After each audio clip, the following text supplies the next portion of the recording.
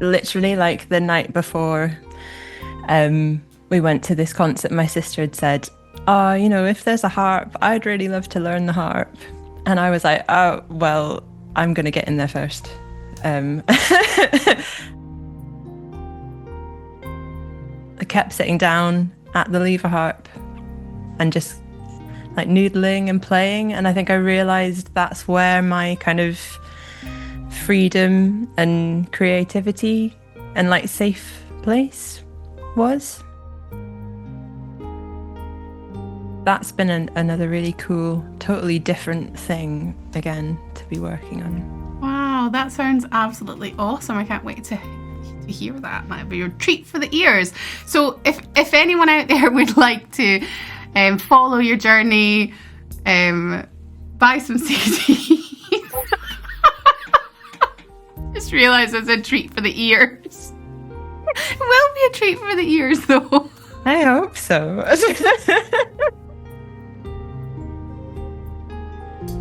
Listening to lots of other music and just feeling inspired whenever you sit down to play the harp. Otherwise, what's the point?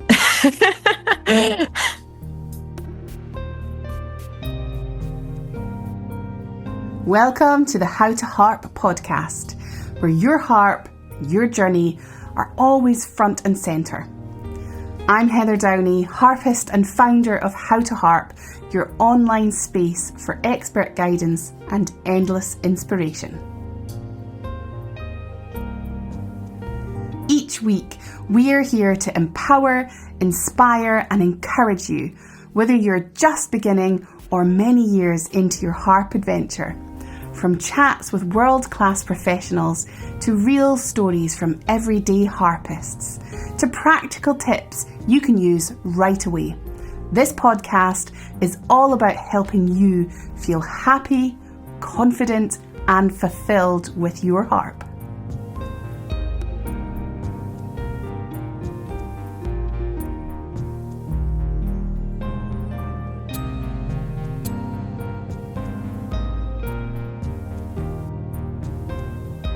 Hello everyone and welcome to episode 39 of the How to Harp podcast, and today I'm joined by professional harpist Eleanor Dunsdon.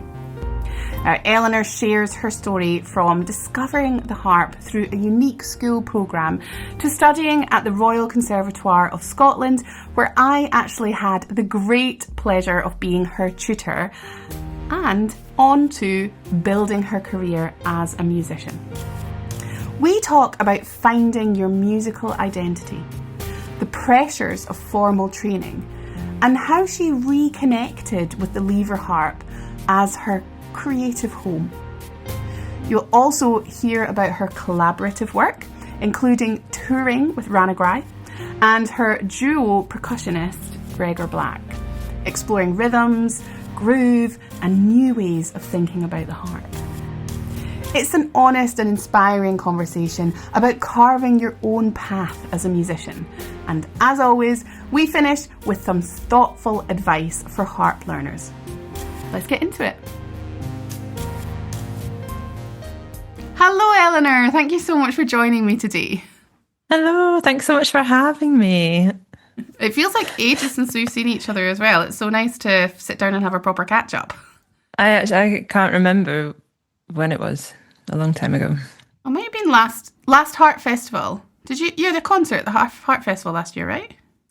I think it was 2 years ago. Holy smokes. It's scary how time flies. When you're having fun. When you're having fun is what I was going to say. Yeah. Amazing.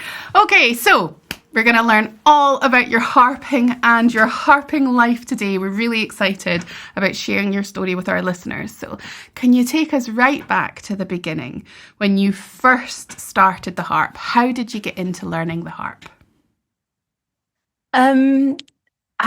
It's quite a very lucky kind of unique set of circumstances, I think. So I grew up in Slough, which is just west of London, and for whatever reason, I don't know how this happened. There was some money given to an organisation called Gael Music, who were trying to get traditional Irish music into primary schools, and we were all like, it was a class of 30 8-year-olds learning stitches in my breeches on the penny whistle. And then we were offered, like, there were a few of us that were offered free lessons for a year through this funding to learn any traditional musical instrument of our choice, which is just, thinking about that now, I don't know if there is anything like that now. And so we were invited to a concert, and we got to watch all these trad players. And then at the end of the concert, we were literally invited to try all of these instruments. So that there were Northumbrian pipes, and there was a clarsach, and flutes and whistles, and a melodeon and stuff like that. And literally, like, the night before we went to this concert, my sister had said, "Oh, if there's a harp, I'd really love to learn the harp." And I was like, "Oh, well, I'm going to get in there first." And it was just purely to spite my sister, I think, because I'd never seen a harp before, and I don't think I'd ever had any interest in learning to play the harp. So I then was given like free lessons on it for a year, and kind of went from there. So it's an amazing kind of, that was a totally unique kind of introduction to trad music and the harp. And if that hadn't have happened, I don't know what I'd be doing. Wow, what an amazing story. I've never actually heard that story before. Have you not? No, that's amazing. I love that. Wow. So does your sister play the harp then, or did she never take it up? Was it always your thing? No, I think she instantly lost interest as soon as I started playing. Fair. It's fair. It wasn't special anymore. And I don't suppose you remember who it was that was playing the harp in the concert, do you? I wish I could. I can't. I can't remember who it was. To be fair, it could have been anyone. A few years ago. Not so long ago, but a few years ago. Just a few. Thank you.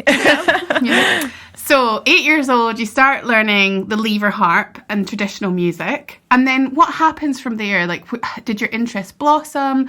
What took you on in your teenage years?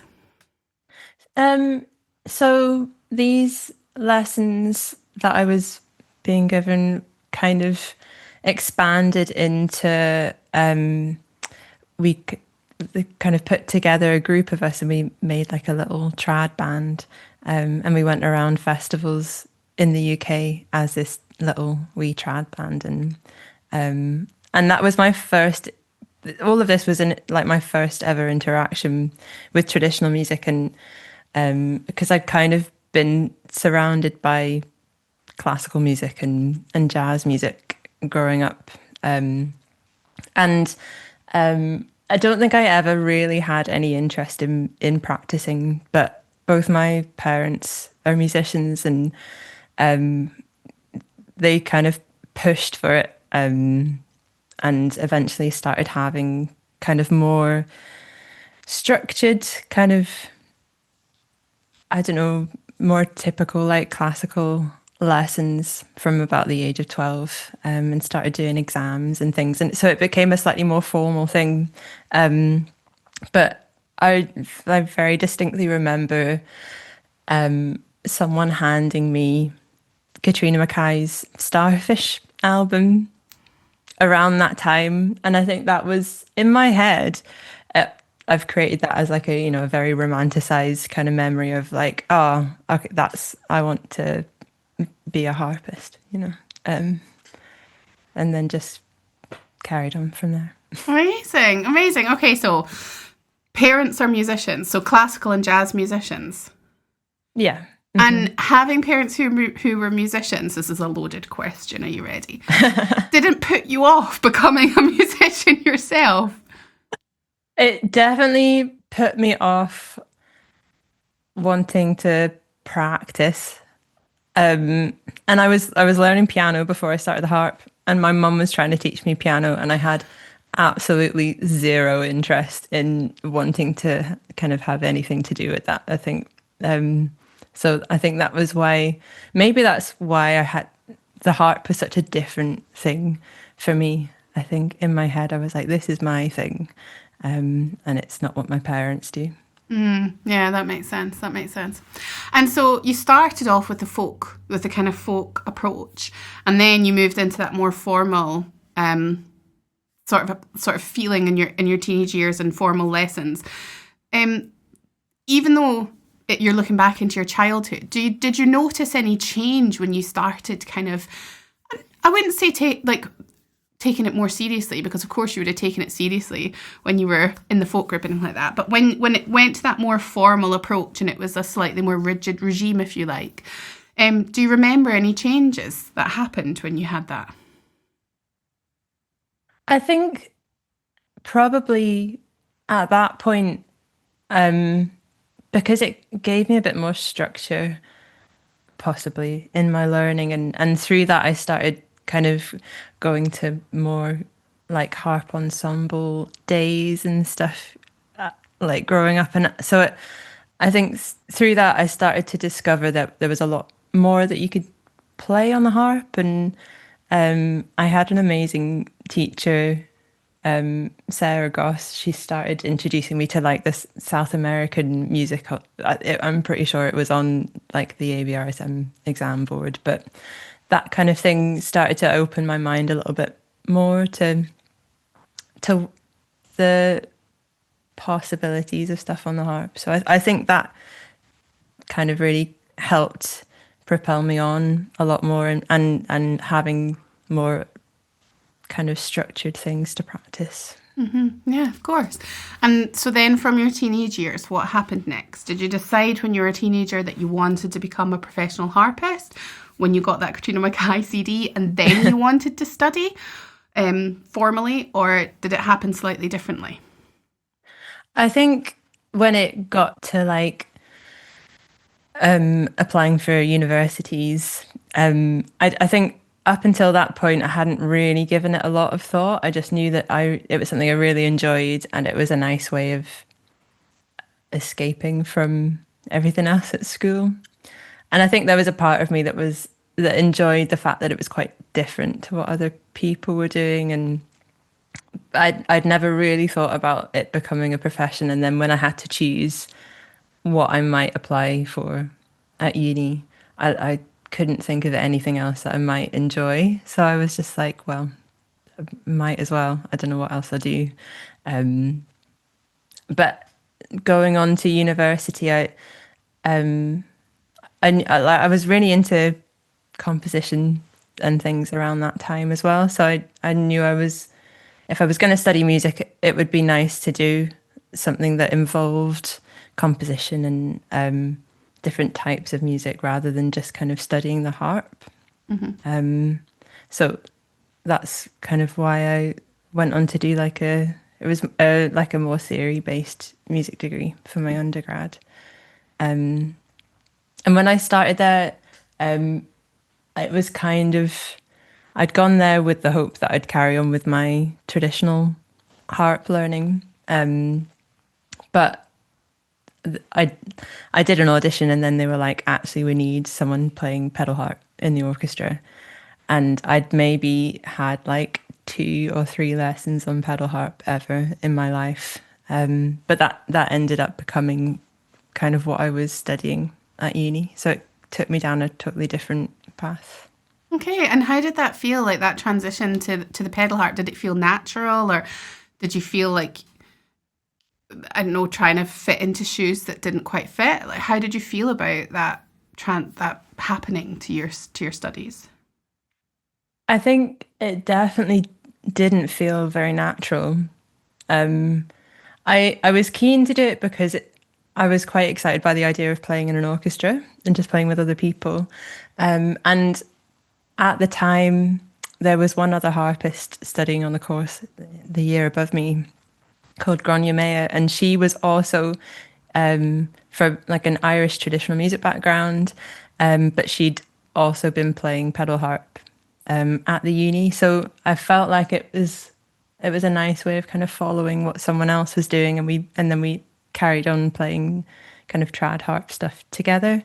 But I definitely felt like a very strange sense of there was a lot of insecurities around it, and I think it was maybe trying to shoehorn me into something that wasn't quite natural, and I had to develop my like classical technique very, very quickly and kind of under a lot of pressure because I ended up having to do like a final recital on pedal harp, and I loved learning the rep, but definitely found it like a very stressful experience that's kind of stayed with me, I think.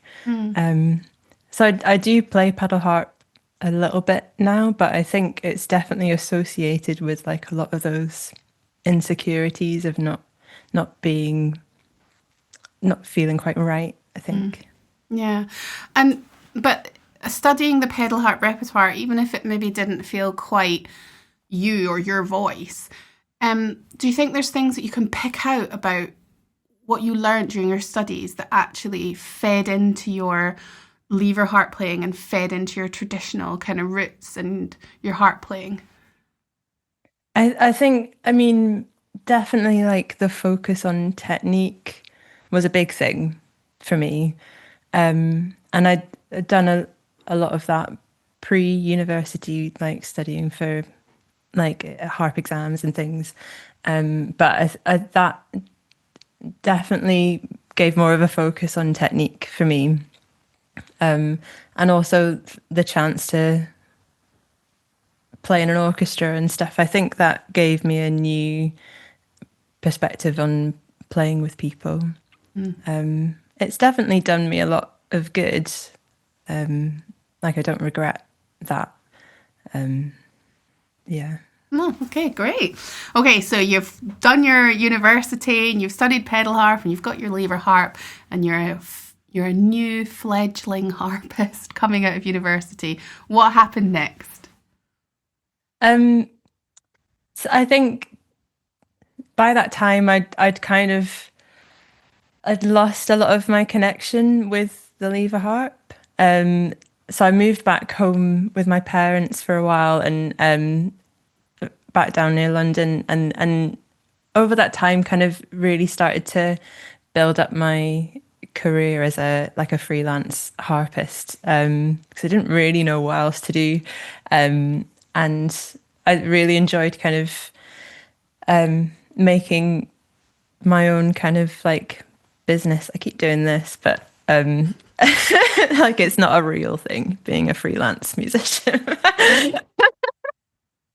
So I did a lot of like I made a website, became a wedding harpist, was doing a lot of orchestral stuff, which I really loved.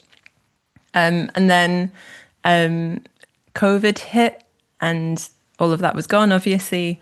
And I think over that time, I noticed that I just stopped touching the pedal harp at home. I didn't feel like I wanted to practice or play anything, but I kept sitting down at the lever harp and just like noodling and playing. And I think I realized that's where my kind of freedom and creativity and like safe place was in a way.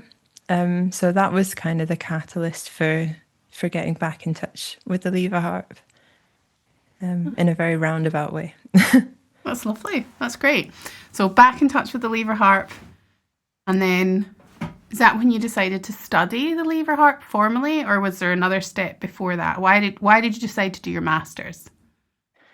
I think that kind of came out of like not working during COVID, and I'd auditioned for the RCS for my undergrad many years beforehand, and then decided to go off and do a music degree instead. So I felt like I was looking for an excuse to kind of get away from that life again, I think, a little bit. Um, and it also meant I'd get to move to Scotland. And I think I just kind of I knew that I'd wanted to do it at some point. It had been like in the back of my mind. So I felt like that was the time to do it, kind of while all the other work had gone quiet. Yeah, and we were lucky because then you came up to the conservatoire and studied there for 2 years, and what a brilliant experience I had out of that, and hopefully you did as well. Well, yeah, I think it literally like changed my life coming to the RCS and finally having a like a like a leave a harp teacher in a way, and obviously someone as amazing and inspiring as you. I'll give you the 50 quid after the session. Nice. Okay. Well, we can talk a little bit more about your time in your 2 years in Scotland. But why don't we listen to some of your music? Because this is, of course, a duo which was born out of your time at the Conservatoire. So let's have a little listen to some of this music, and you can tell us how you and Gregor got together and started sharing music together.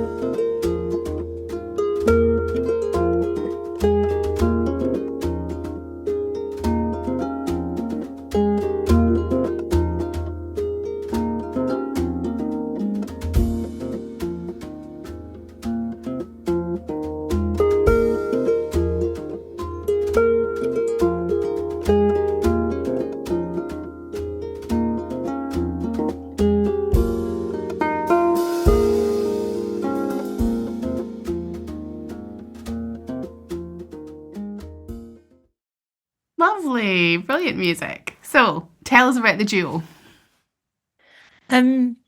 So Gregor and I met just before going into my second year of the master's course at RCS, and we'd done it like a gig together. He'd been depping for the other drummer that's in the band that I play called Ranagri. So we'd met at that gig, and then he'd mentioned that he was moving up to Glasgow to start the master's course at RCS. The master's course is a very small bubble of people. I don't know what it is like now, but I think there were four of us. I suppose it's quite a niche thing to decide to study for a master's. But and we got on really well. And I think me and you had been chatting about what I might do in my final master's recital, and I'd already kind of been thinking a lot about how I might combine kind of jazz elements and things into this recital program. And I had been really keen to play with a drum kit. I'd never like considered it before. That hadn't been any kind of like opportunity for that before. And me and Gregor got on very well, so it was just kind of an opportunity to try that stuff out. And I don't know how it happened. But I think we just enjoyed playing together.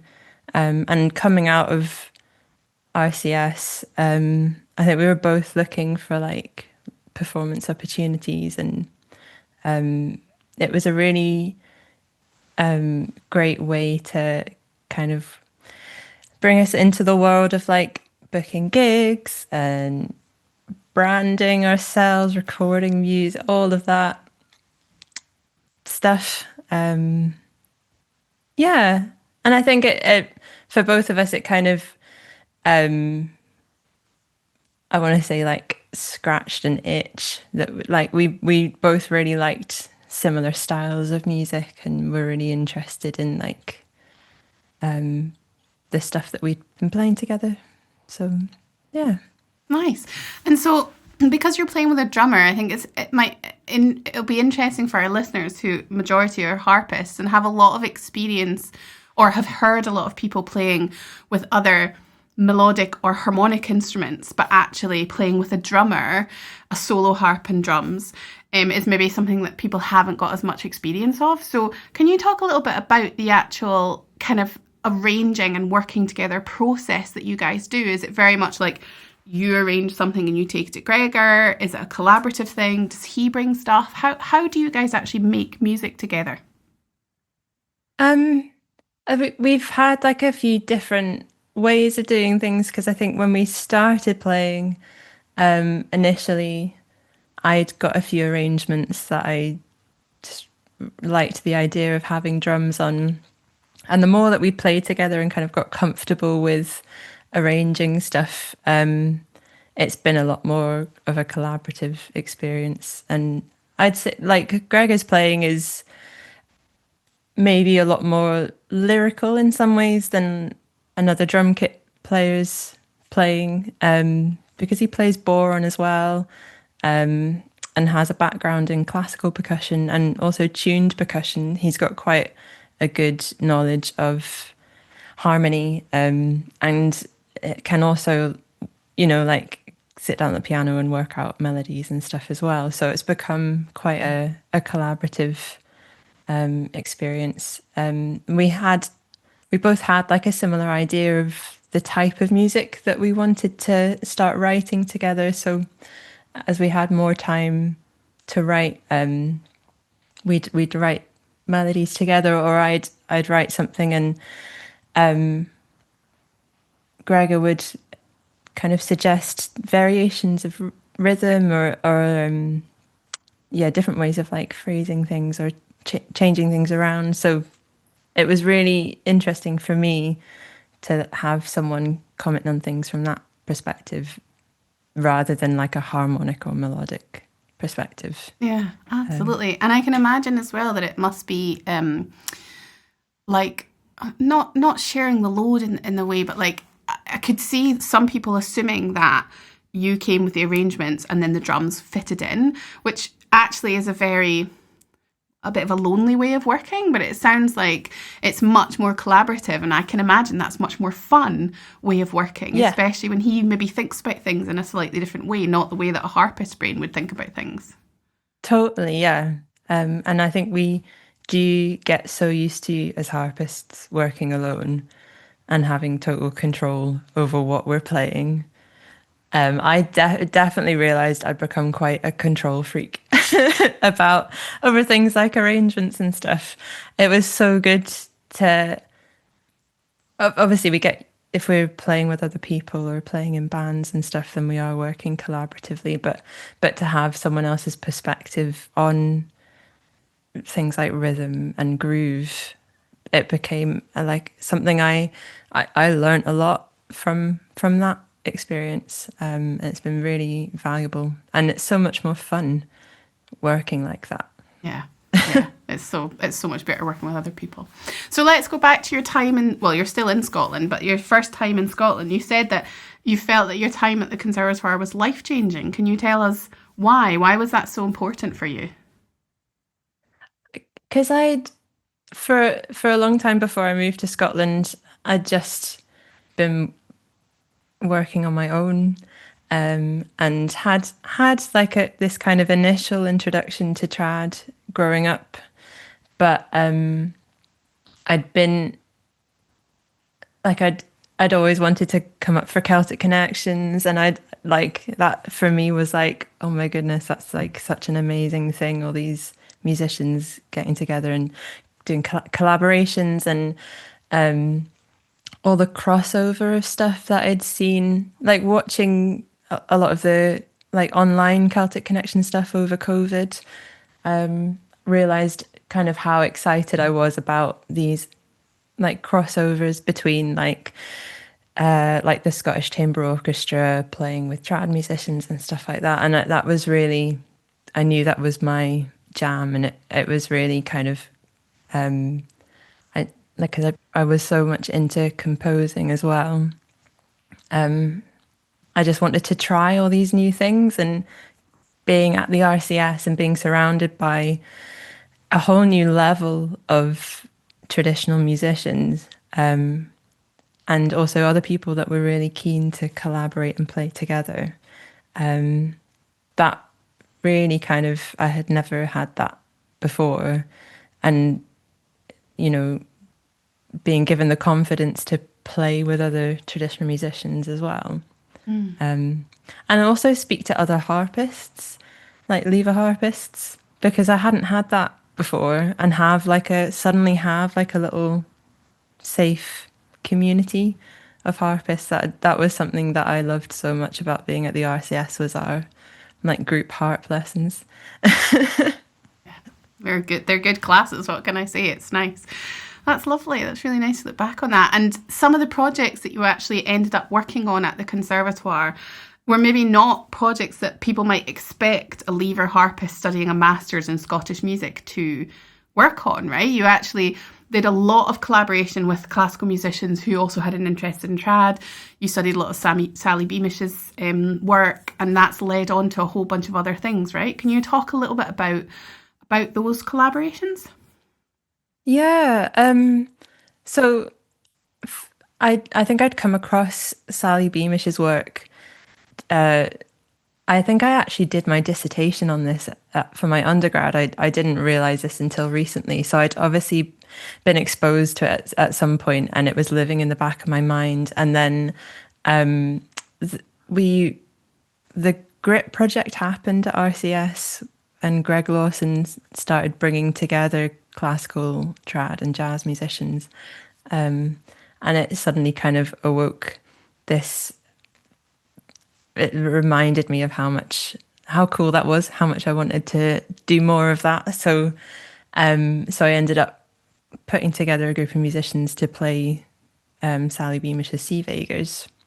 And then since then, it's kind of found other musicians that are also really keen on doing that. So other musicians from RCS, we've recently put together the sister piece that was written alongside Sea Vegas called Moda Die, that was written by Chris Stout and Katrina Mackay. And it's another really cool chamber music piece for string orchestra and clarinet and fiddle. And that's been a really amazing kind of experience. It's nice because it's like a written part to learn for the lever harp, which in some ways is like a really nice comfort zone, and a nice challenge, but also still being able to collaboratively work and improvise with other musicians. So that's been a lot of fun. And I think the hope is that we'll do more of that in the future.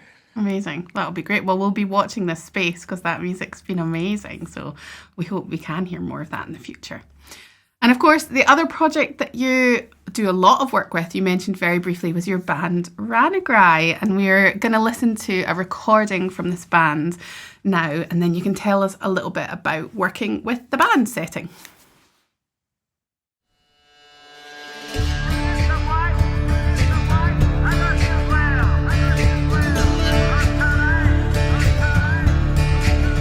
There lived a wife, Alice well, and a wealthy wife was she.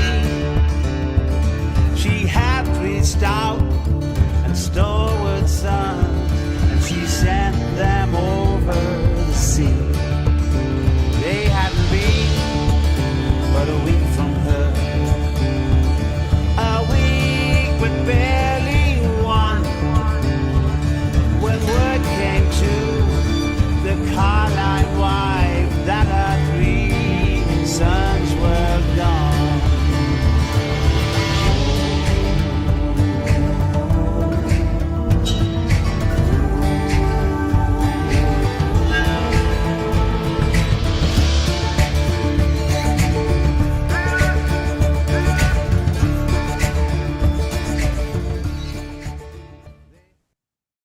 Nice.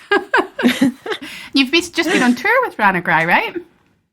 Yeah, we went to Australia in March, which was amazing. and kind of crazy and a bit brain frazzling. But a really good experience. Yeah, it's I think something that Ranagri has given me is like the opportunity to travel so much with the harp, which has I'm very lucky to be able to do, and to kind of play in that setting, in different places across the world. So I love that about being in this band. Lovely. And it's so nice to see the harp in a band, holding its own. Like we could hear the harp. You're having some chords there, you had some textural stuff there, and you had a little bit of melody at the end. And it's so nice to see the harp kind of like being a feature in a band.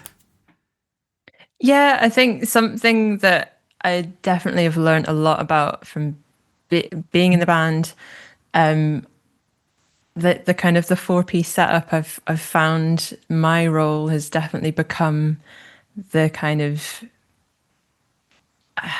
almost like the rhythm section, working a lot with the drummer. So I was playing in this band before I started playing in the duo with Gregor. So maybe that was the reason I wanted to start playing more with percussion. But being able to kind of think about filling that space in arrangements in the band rather than kind of default chords or melody, becoming almost like the bass player and the rhythm player. And that's, I think that has totally changed the way that I play and arrange. It also feels really cool to be able to, be the bass player in a band. I mean, that's the coolest place, right? Yeah. Just slightly more inconvenient to carry a harp around instead, but Than a double bass or a bass guitar. A bass guitar, I think, is what I was thinking, but yeah. Yeah. So amazing. So many different hats, so much exciting stuff going on. What's next for Eleanor Dunsdon? I suppose then the next thing,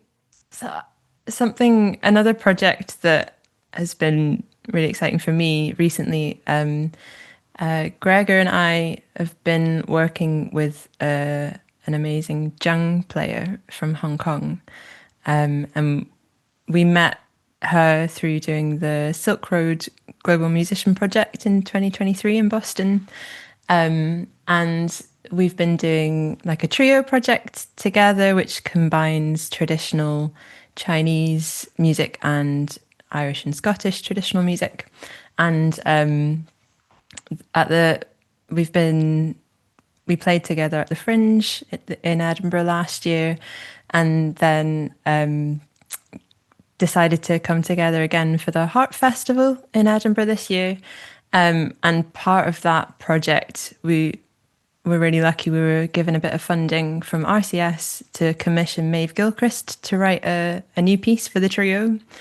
So we're going to be taking that to the Edinburgh Fringe in August, and then hopefully doing some more stuff with that. But that's been another really cool, totally different thing again to be working on. Wow, that sounds absolutely awesome. I can't wait to hear that. Might be a treat for the ears. So if anyone out there would like to follow your journey, buy some CDs. Just realised it's a treat for the ears. It will be a treat for the ears, though. I hope so. If anyone would like a treat for the ears from you, where can they go? The social media or your website? Where would you like people to go? Yeah, I suppose maybe the thing that I use the most would be Instagram, and that's just eleanor.harpist on Instagram. And I have a website as well, which is eleanorharpist.co.uk. Well remembered. And well done. Thank you. I hadn't thought about that, but and yeah, I suppose I put up a lot of the projects that I'm doing. Most of that ends up going on social media, But my website, I've got a few things, sheet music and things that you can buy from my website as well. Amazing. And do you have you've got some pieces in the ABRSM syllabus, right, for harpists? Yeah. A piece that I have written called Home is on the grade 6 Lever Harp syllabus, I think. And I have just printed some physical copies of that you can purchase from my website. Amazing. I haven't worked out how to sell that yet. I feel your pain. We're going through exactly the same thing with the book, and people are like, when can we have it in the US? And I'm like, oh, you have to do so many different things, don't you? So many hats. All worth it though, all worth it. Amazing. So that all sounds really, really wonderful. Now, we are absolutely delighted to be welcoming you into the How to Harp membership this month as our guest artist. You're going to be giving us a concert from this house, I believe. You and Gregor are coming here. Yeah. So we're going to get to hear a little bit of the duo, but you'll also be giving us a workshop. So can you give us a little sneaky taste of what we could expect from those workshops? Yeah, I think I'm probably going to be focusing around what we were talking about earlier, like groove playing within, like when you're playing with other people. I'm really interested in like finding the bass lines and getting comfortable with grooving on the harp. Amazing. Can't think of anyone better to learn it from. We really look forward to that workshop. Now, I ask all of my guest artists this, and it can be a tricky question, but I think it's really great for us to hear all aspects of harp journeys. So I'd love it if you could tell us a little bit about your highs and lows of your harp journey, and maybe we can start with your low and how you came out of that, and then we can move to the high and finish up in the clouds. I'll try not to get too bogged down in the low. I think maybe something that I found quite difficult was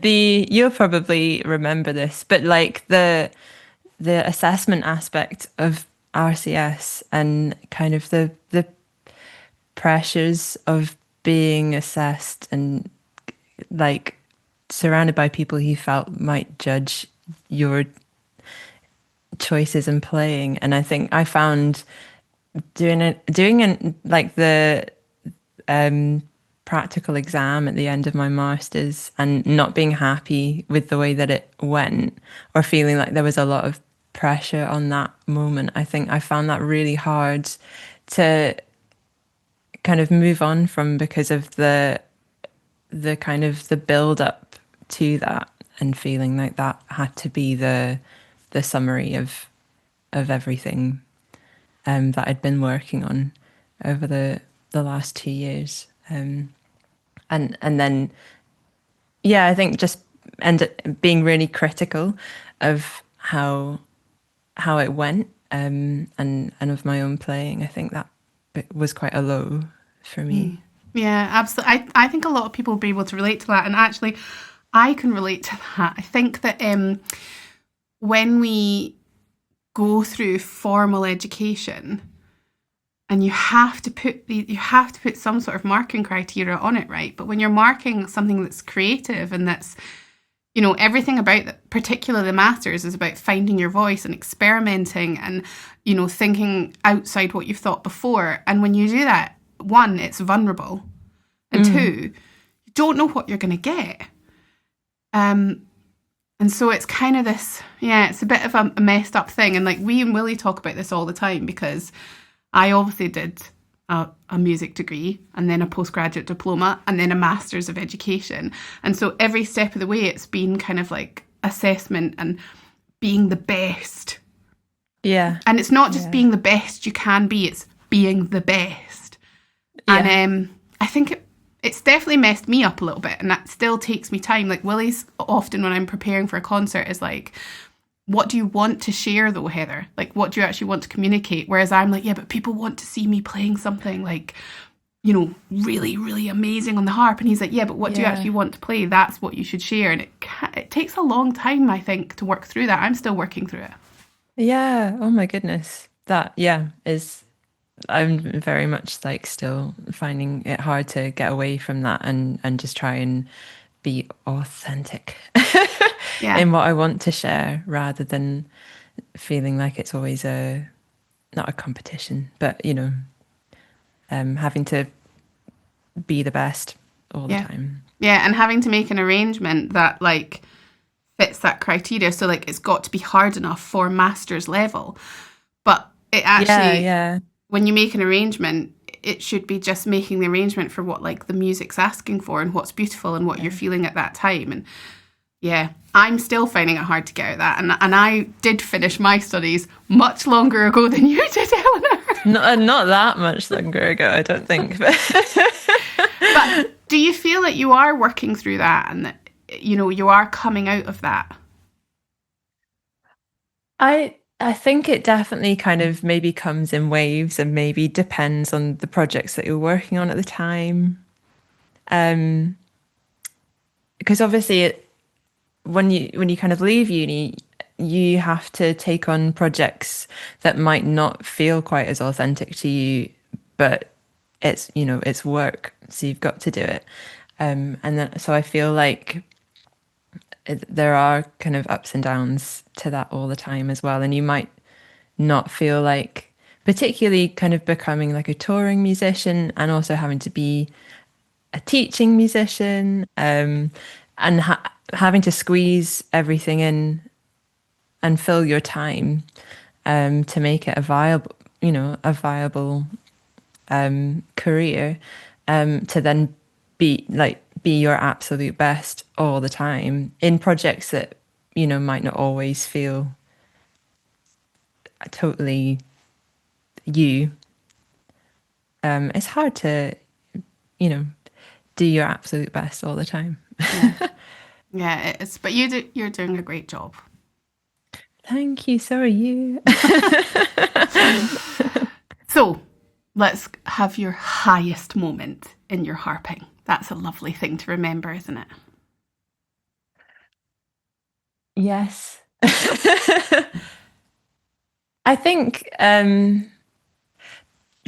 probably the very first time that myself and Gregor did a performance together. I think the first time we actually performed live together was at the Danny Kyle Awards at Celtic Connections a couple of years ago. But it was such a high for me because it was we were playing our music. It felt very authentic and very personal.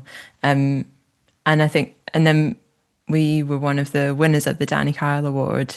And I know it's not, we're just saying it's not about being the absolute best all the time or like, winning stuff. But I think that was like a real, like an indication that you could, that it was viable to just play your own music and play the stuff that you love. And then people enjoy it and want to listen to it, because that became the catalyst, I think, winning that, to go on and do more duo stuff together. So I think that feeling of doing something that felt very personal and it going well, I suppose. Yeah, that's lovely. Yeah, definitely. I think we can all relate to that. Well, we're coming to our last question. Before I ask it, I just want to say it's been so lovely to sit down and catch up with you, hear about what's going on with you and the future plans. I also loved the 2-year study that you had at the RCS, and I think we had a particularly lovely group of, like, it was a really nice... We did, yeah. It was a nice. very, very, very wholesome, supportive group. It was lovely. Yeah. I was very emotional having to leave that. We still got your pictures up most of the time, but yeah, have you? Yeah, we still got the pictures up on the wall and the little note. It's nice every time you go to the back room. Oh, that's nice. You're welcome back anytime. Thank you very much. Now, most of our listeners out there are adult learner harpists. And so I'd love you to finish with giving us your one piece of advice that you would send out there to other harp learners. I think it's so easy to be extra critical when you're an adult kind of starting something new for the first time. And I'd say that just like making sure that you're enjoying learning the harp, like having fun with it and being able to connect with like creating music on such a nice instrument. I suppose it's so hard to take away inhibitions when you know what you want it to sound like. So I think just really making sure that you're listening to lots of other music and just feeling inspired whenever you sit down to play the harp. Otherwise, what's the point? Very good place to leave it. Eleanor, thank you so very much for chatting with me today, and I can't wait to hear you and Gregor's concert and your workshop later this month. Thank you so much. It's been so nice to chat to you.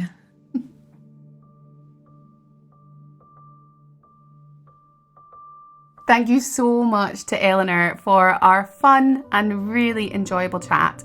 I so enjoyed catching up.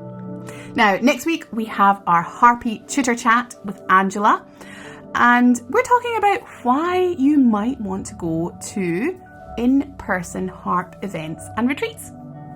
Now, as ever, please like, subscribe, comment and share the podcast. I do say this every week, but every interaction really helps us grow. So if you're able, then please do what you can and help us get the podcast out there to as many as harpists as we can all over the world. Thanks so much for listening, and I'll see you all next week.